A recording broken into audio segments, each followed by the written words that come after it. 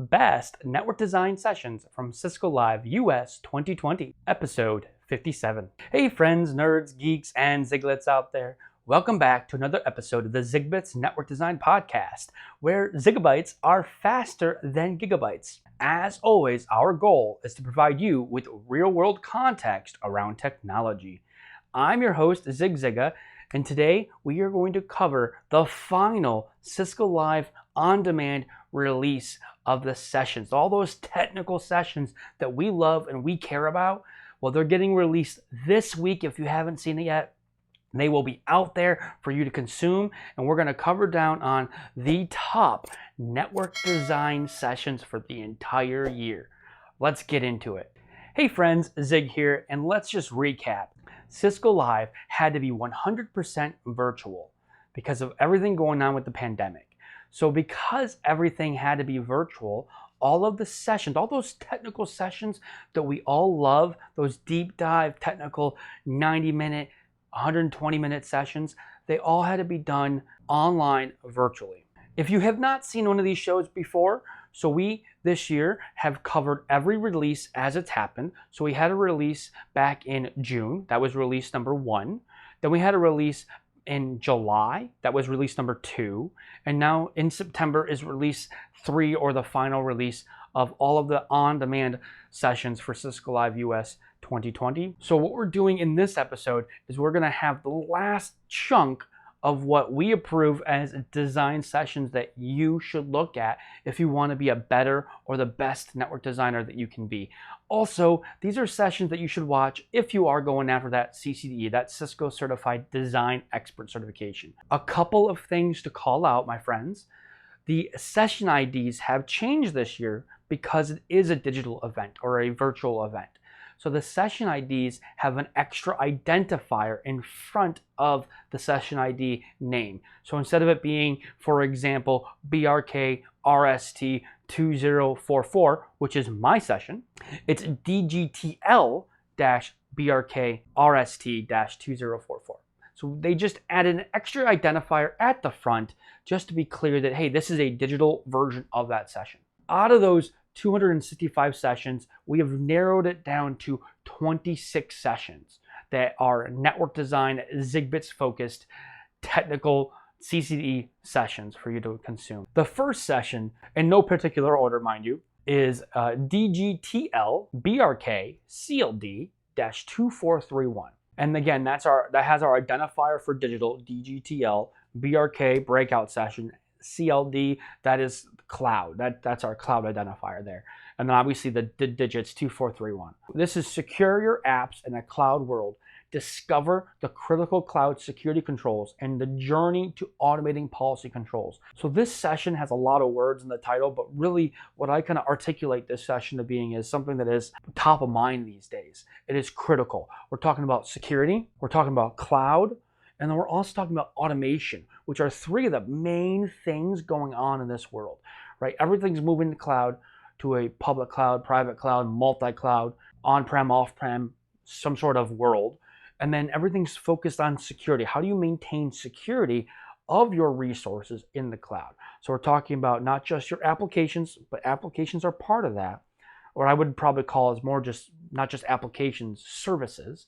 So application services, but then also your data. How do you secure your data in the cloud? And then also that transport from on-prem to cloud. If you're doing some sort of hybrid model, how do you instantiate or control and enforce security from being on-prem into the cloud world? That's how I look at that session. Again, the technology areas for that session are security, cloud, and automation. All right, our next session is DGTL-BRK-COC-1000 or 1000. If you've been following along, I like the case studies, right? So I like the Cisco on Cisco case studies. I like highlighting real world situations so that you can see how things are actually working. So there's a couple of case studies here that I think are imperative for us to look at. This first one is inside Cisco IT, and it's scalable MDM for enterprise, how Cisco IT migrated to Meraki System Manager. Now, the key here isn't that it's Meraki. The key here isn't that it's a Cisco technology. but it happens to be MDM. It's something that's critical. Mobile device management is a critical capability, and most of our organizations in the enterprise and customer space need MDM to be successful. This is going to be a good takeaway for you. Don't focus so heavily on that it's Meraki. I mean, if you are okay with using Meraki, then great, but focus on how to leverage MDM to complete a capability or an outcome for your organization. And then that's going to help you as a designer to be like, hey, I know what MDM is going to get me, and I can say MDM is a good capability to meet this outcome. All right, the next one is DGTL-BRKENT-2711 Inside Cisco IT, DevOps to NoOps through AIOps, realize through MindMeld and WebEx teams. So another case study. There's going to be some Cisco specific stuff in here. We've got WebEx teams and whatnot. The key here again is we're taking a case study, a real world situation, and they're leveraging DevOps, but then they go to NoOps. I have customers that are moving to DevOps today. They might be a little bit behind that power curve or that bandwagon. They may not have jumped to DevOps 2, 3, 5 years ago. So they're just starting out in DevOps. But a lot of customers have been doing DevOps for a long time. So maybe they're migrated to a NoOps type of model. I think this is a great situation to give you some perspective on how DevOps can transition into the future state without DevOps. What happens long term? All right, our next one is DGTL-BRKENT-2035.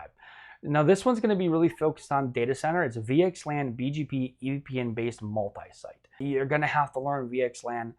You don't need to know how to do it from an implementation perspective per se. I found learning VXLAN to be easier if I implemented it personally. For you as a designer, what's going to help you to learn VXLAN and be effective and efficient with VXLAN? I like this one because it kind of bridges more things. It has two different concepts. So it's got VXLAN, it's got EVPN, which are key and critical things for us to know as designers, but it's multi-site. And I think that factor alone is huge. I don't see a lot of EVPN and VXLAN deployments anymore where they're single sites. I see a lot of customers doing multi-site. So as a designer, we really need to know how to implement and design, not implement, more design VXLAN, BGP, and EVPN for multi-site connectivity and functionality. And what are you getting out of it, right? As a designer, as a company, what are you truly getting out of it? What can you tell your business leaders that you got because you deployed VXLAN and EVPN? Our next one is still data center. We got a couple data center ones here. So this one is DGTL-BRKDCN-2249. Now this is a VXLAN VPC design and best practices. This is about VPCs. How do you leverage VPCs in a VXLAN world? And it's going to be all about designing those solutions. So on the VXLAN theme, this is DGTL-BRKDCN-3289, and this is a VXLAN EVPN with tenant routed multicast, architecture and troubleshooting. I threw this one on here because I think tenant routed multicast is a great capability to have, first off. I don't think a lot of people leverage that capability because they just don't know about it. We can articulate this as a capability that's out there that customers can consume. This would be a great one for customers to consume, and this is a session that you should watch and learn, because as a designer, if we don't know what tenant routed multicast is, it's going to be extremely hard for us to kind of say, hey, this is a tool we have in our toolbox, right? Here's my toolbox.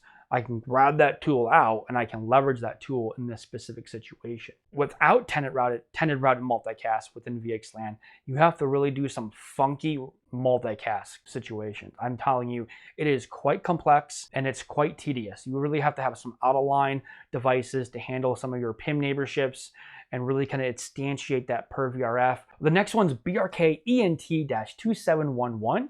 And this one is Lisp, the whole 9 yards of Unicast and Multicast with Lisp. I threw this in ENT from an technology area perspective because a lot of the fabrics, the software-defined fabrics today are starting to use Lisp. We really should know what Lisp is, how to leverage it, how to be successful with it. I think there's some great use cases with Lisp. All right, so our next one here, DGTL-BRKENT-3001. And this is Enterprise and Network Protocol Architecture in the Cloud Area.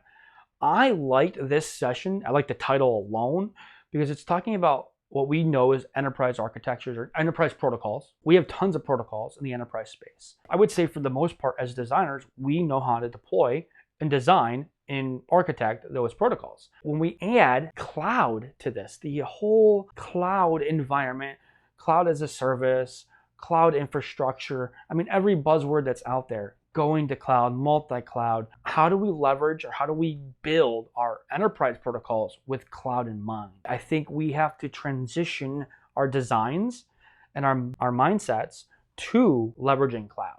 And how do we do that effectively, efficiently, without any design failures? So I think that's a critical session for you to look at, for real, for real. I said for real. I don't know. Don't just ignore me sometimes. For real, yeah, I don't know what that came out of nowhere. All right, so this session's BRKEWN-2013, and this is high density Wi-Fi design, deployment, and optimization. So this one I put under ENT wireless. It's kind of a combination thereof. I'm a big fan of learning about high density Wi-Fi and high demand Wi-Fi.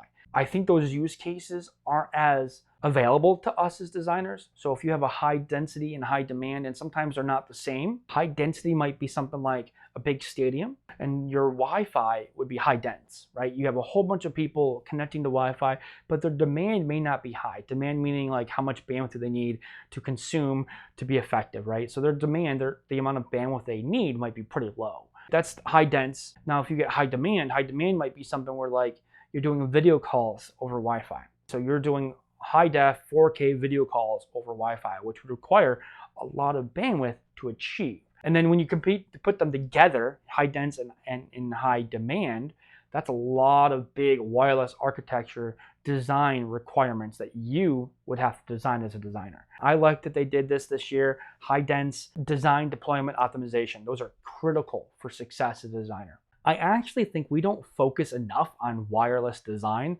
Most companies are doing wireless. How do we effectively do a wireless design? That has got to be critical to our success. So this next one is BRKEWN-2016. This is design and deployment of wireless for branch remote offices. Not high dense, not high demand, but how do you deploy wireless? How do you design wireless for your branch remote offices? How do we deploy wireless in a generic enterprise space? And then this last one here for wireless, BRKEWN-2027. This is designing and deployment of outdoor wireless networks. That could be like a college campus, higher ed campus of some sort, where you have an outdoor Wi-Fi, outdoor space. Again, in those 3 sessions, you're not implementing it. If you want to implement it, you can. But again, we're talking from a design perspective. All right, so we're gonna flip over to some service provider technology for a minute here. DGTL-BRKENT for MPLS-2100. So this is gonna be deploying traffic engineering in an MPLS and segment routing backbones. I'm a big fan of focusing, I keep saying I'm a big fan today. I'm a big fan. Yeah, big fan. Traffic engineering is something that I don't think a lot of us get a chance to do unless you're heavily in a service provider space. Here we have traffic engineering. The reason why this got added isn't because it's traffic engineering in just MPLS. It has traffic engineering in both MPLS and segment routing, which I think is critical for us to know, and the pros and cons. It's a little different to do traffic engineering in segment routing versus MPLS and vice versa. So I think it's critical for us to understand the pros and cons and what you need to do in one area versus the other area. All right, the next one is designing MPLS-based IPVPNs. That is the name. The session ID is BRKMPL-2102. So this is all about IPVPNs. If you're not a service provider person, you haven't been doing a lot of service provider work, you probably haven't been doing a lot of IPVPNs. This session, it might be a little bit basic for you if you already know these things. So I would skip it if you know this.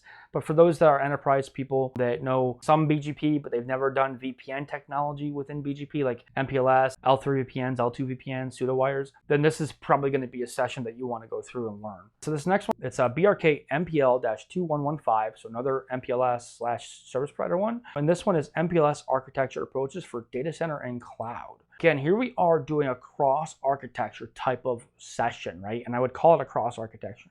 So this is bridging MPLS. Okay, maybe it's specifically been a service provider technology, but it's kind of going into enterprise space. It's going into the data center space. But now we're also adding cloud to this. We need to know as designers, and I say we, including me, we need to know as designers, how can we leverage MPLS to effectively connect to cloud if we need to do that? All right, we're going to move over to optical for a minute. This is DGTL-BRKOPT-2003. And this is innovations and trends in DWDM networking. I always focused on optical every year. I think it's a dying skill set. I think a lot of us don't experience that skill set, even from every perspective, being a technical engineer on the ground, being a designer, an architect, all the way up to even just knowing what DWDM is and CWDM is. These are critical technologies that we just need to understand from a capability perspective what they are. I personally have been in 4 engagements where the customer was going after a DWDM solution. Know the differences, understand the differences, and know when you can leverage this technology over other technologies. The next one's another optical one. This is DGTL-BRKENT-2711. This is end-to-end automation for large-scale optical networks. Right, so this is if you're running your own probably optical network. It's extremely large scale, and now we're going to add some automation into it. I got really excited about this to learn about how we're leveraging automation to handle that optical side of things, the optical network. All right, our next one's BRKRST-2041. This is Evolving WAN Architectures and Design Principles. I like it when we can focus on a session that's kind of transitioning the norm. We have WAN architectures today. We have design principles for WAN architectures today. But when we start evolving what those are to something new, because we have to adapt. The technologies that are out there are giving us more capabilities that we have to adapt to. So this is a great session for us to look at and kind of change and transition our design principles and our WAN architectures to a newer way of doing things. All right, so our next one is BRK-SAN-2883. This is Advanced Storage Area Network Design. And then I put this under data center. I think we as designers definitely need to know how to design and architect a storage network. How do you do a and B type of plan? How do you do a cross plan between the different storage networks, like a dual homed A and B, or a single homed A and a single homed B type of architecture? How do you do vSANs? What is a vSAN? How do you do fiber channel over Ethernet? How do you do fiber channel without that, right? Those are all things that I think as designers we should know how to design. Now we're in security. Yes, I love security. DGTL-BRK-SEC-2016, Hybrid and Multi-Cloud Security Analytics. Everyone's moving to cloud. We've already articulated that today. If you're using a service, like cloud email service, or a web application service outside of email, or maybe you're actually leveraging cloud to put in your services, right? You're using cloud as an infrastructure component and you're deploying your services in cloud. Almost everyone is leveraging cloud. There's reasons behind everyone leveraging cloud today. There's a business reason, there's a technology reason, and we can go through that list extensively. Here, we're talking about security analytics for those hybrid and multi-cloud worlds. Now, multi-cloud, if you don't know what it is, recently, a few of us just did a webinar. My friends Mohammed Radwan, Dana Yanch, and myself, we did a webinar on multi-cloud. We're going to continue doing webinars on multi-cloud over the next couple months. So I want to articulate here that multi-cloud is here. It is going to stay. And so if you don't know what multi-cloud is, watch this session and then watch the webinar replays that we have, because multi-cloud is critical to success. And there's a lot of business drivers on why companies, businesses, enterprises are moving to a multi-cloud world. And then how do we instantiate security in that multi-cloud world? How do we get analytical information? How do we ensure our data in transmit and at rest is secure? How do we ensure our applications are secure? All of these things are extremely important in a multi-cloud world. Our next one is DGTL-BRK-SEC-2070. This is Establishing Device Trust in a Zero Trust Architecture. I am a big fan of zero trust architectures. I've been talking about zero trust for the last year, and I think it's critical to success for companies to leverage a zero trust architecture and model. It's going to take time. I tell companies to start the process now so that in a year, in 2 years, you're there. Getting those analytics of what your applications are doing, what your users are doing, what your data is doing. I call those things users, applications, data. That's all resources. So in a zero trust architecture, we talk about resources. And you as an organization, as a designer, need to understand what your resources flows are. Lateral flows between the resources and up and down, north and south flows of those resources. And what is allowed and what shouldn't be allowed. And then this session's all about identifying the trust of the device. How do we trust our device? What goes into the process of identifying our devices and saying, yes, I trust you, or no, I don't trust you? And what are those controls that you want to instantiate, those kind of levels of trust based on the device? So you got company owned versus BYOD. Then you also have, okay, do you have AV? Do you have patches, security, posture you want to instantiate on those devices? Mobile device management, if it is BYOD, whole bunch of things go into how do I establish trust of the device. Our next session is BRK SEC-2602, Cloud Managed Security Architecture and Design. A managed cloud service, but also the security framework of that too. I actually have a number of customers recently looking to move to cloud. They are going to build a cloud security stack, so they have some sort of security components in the connectivity to cloud, but then they also want to outsource the managed cloud security. So they don't want to manage their security. They don't have a 24-hour staff to manage the security architecture that they have, so they want to outsource that. So they want some sort of cloud managed security service, and that's what we're going to talk about in that session. All right, friends, our next session is DGTL-BRKENT-2711 5G Transport Design Strategies, Considerations, and Best Practices. I put this under wireless SP and carrier. I don't know about you, but I have a lot of customers asking about 5G, wanting to leverage 5G. This will give you an idea of some of those things that you can do in a service provider space as well. But we're talking about 5G transport. 5G is a big topic these days. I would definitely learn as much as you can. There's some additional security capabilities with 5G, bandwidth increases of 5G, a whole bunch of things. But then there's just some other constraints of what 5G can do for your customers. The next one is also a service provider technology one. This is going to be DGTL-BRK-SPG-3001, and this is Introduction to SRv6. Oh, I've been looking forward to this session. If you don't know segment routing v6, definitely would take a look at this. Spend some time to understand the pros and cons of running segment routing v6 versus v4. What should you do? What shouldn't you do? I get excited about these sessions because I want to lab it out, right? I want to go and just build a lab and lab it out. I might actually do that one of these days. All right, our next one is DGTL-BRK-SPM-2002 5G CI/CD with continuous deployment and automation framework. So we're taking 5G. 5G is one technology. Then we're adding CI/CD, continuous integration, continuous deployment, delivery, and it's an automated framework. Oh, I'm so excited about something like this too. So I put this under wireless, service provider, carrier, and automation, bridging all of those concepts into one session. This is definitely one session you should focus on. If you don't know CI/CD, I definitely look into CI/CD. There's a whole bunch of information out there. It is more of a DevOps terminology, but we as designers should know the implications of CI/CD. What does that mean to us? What does that mean to your businesses as a designer? All right, next one is BRK SPM-2021, 5G Enterprise Core Design and Industry Verticals. I put this as ENT, wireless, carrier. It could also be service provider. This is all about 5G in the enterprise space, right? How do you design it? A lot of my customers are looking at providers to give them 5G. This is talking about how do you leverage 5G in your enterprise core. I mean, this is a great use case to leverage 5G right there. All right, our last session is a troubleshooting session and a different type of session identifier. It's DGTL-TSC-ENT-409. This is troubleshooting MPLS TE tunnels. So there's our traffic engineering tunnels.